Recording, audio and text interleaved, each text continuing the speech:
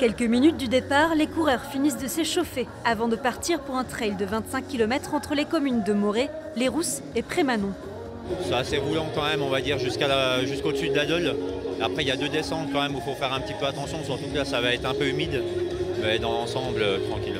Le but, c'est de faire une course de prépa, parce que dans 4 semaines, on part à Chamonix, donc ça fait une bonne prépa pour Chamonix. Pour l'organisation, cette édition est une réussite avec près de 2000 participants, alors même que les distances des courses ne dépassent pas les 42 km cette année. L'idée cette année, c'est un peu de refaire un renouveau à la Tranche-Juin. On travaille sur les éditions prochaines pour ramener une nouvelle course longue avec peut-être un nouveau tracé, une adaptation par rapport aux contraintes qu'on peut avoir et tout ça. Et cette année, donc, on s'est concentré sur les autres courses, enfin sur toutes les courses sauf le 80 des autres années. Mais c'est pour se laisser le temps de bien travailler en fait. 3h40 après son départ, le premier trailer du 42 km passe le finish, suivi de peu par les premiers du 25 km.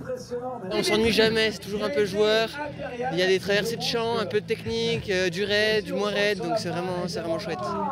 Lisa Delacroix et Thaïs Piboulot sont les premières féminines du 25 km, avec des chronos de 2h34 minutes et 0 secondes et 2h35 minutes et 10 secondes. C'était dur là, les 3 derniers kilomètres, j'ai bien cru que j'allais me faire rattraper. C'était chouette, une belle bagarre, donc c'est chouette quand c'est comme ça, mine de rien, ça stimule, donc non, c'était cool, ouais. La Tranche du Trail 2023 proposait également une randonnée non chronométrée de 15 km avec un passage sur la Dole, deuxième plus haut sommet du Jura.